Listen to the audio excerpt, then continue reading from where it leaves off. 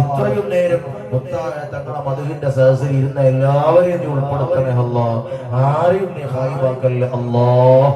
ഇൻഷാ അല്ലാഹ് എല്ലാവരും ഒരുമിച്ച്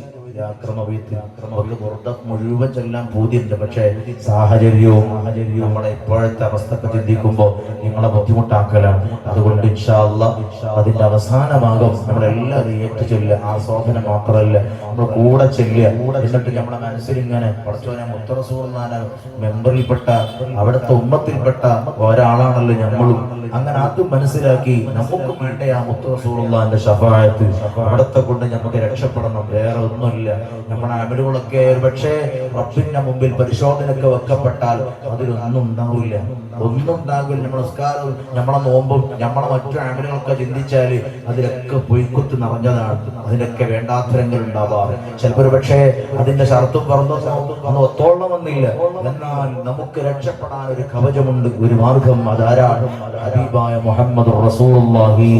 തങ്ങളെ മഹബത്ത് നമ്മൾ ചെയ്യുന്ന ഇബാദത്തിനോടൊപ്പം അതിന്റെ ഖബൂലിയത്തിന് ആ മഹബത്ത് കൂടെ ഉണ്ടായാൽ പിന്നെ നമ്മൾ പേടിക്കേണ്ടതില്ല. എങ്ങനെയെങ്കിലൊക്കെ രക്ഷപ്പെടും. അല്ലാഹുവേ നീ ഞങ്ങളെ രക്ഷപ്പെടുത്തണം റഹ്മാനെ. ഇത്രയും സുന്ദരമായ വേദിയും സ്റ്റേജും എല്ലാം നിർമ്മിച്ച് ഇവിടുത്തെ പ്രവർത്തകർ, ഇവിടുത്തെ സജീവ കർമ്മോത്സുകരായ ഇതിന്റെ പ്രവർത്തകർ, ഇതെല്ലാം ഇവിടെ വന്നപ്പോ സഹോദരന്മാർ സഹോദരിമാർ ഇതിനു വേണ്ടി കഠിനാധ്വാനം ചെയ്തവർ, അല്ലാഹു അവർക്ക് അർഹമായ പ്രതിഫലം നീ നൽകണം റഹ്മാനെ. നീ നൽകണം റഹ്മാനെ. ഈ സ്ഥാപനത്തിന്റെ മാനേജ്മെന്റ്, ഇതിന് വരിസംഖ്യ നൽകുന്നവർ, ഇവിടുത്തെ ഉസ്താദുമാർക്ക് ഭക്ഷണം നൽകുന്നവർ, ഇതുമായി സഹകരിക്കുന്നവർ, അതുപോലെ ഇതിന്റെ ഗുണകാംക്ഷികളായ ഉദാരമതികളായ സഹോദര സഹോദരികൾ ഈ നാട്ടിലും വിദേശത്തും ഉള്ളവർ എല്ലാവർക്കും നീ ബറക്കത്ത് ചെയ്യണം റഹ്മാനെ. നീ ബറക്കത്ത് ചെയ്യണം റഹ്മാനെ. അതുകൊണ്ട് ഇൻഷാ അല്ലാഹ് നമുക്ക് എല്ലാവർക്കും ഒരുമിച്ച് ഇൻഷാ അല്ലാഹ് യാക്രമ ബൈത്ത് ചൊല്ലുക. അല്ലാഹു തആല ഖബൂലാക്കി തരട്ടെ.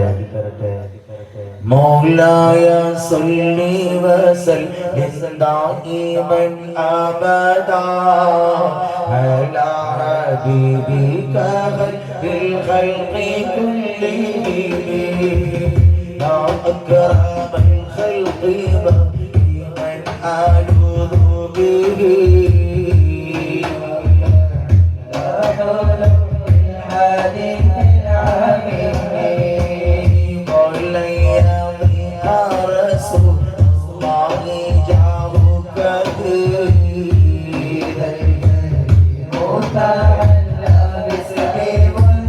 قوة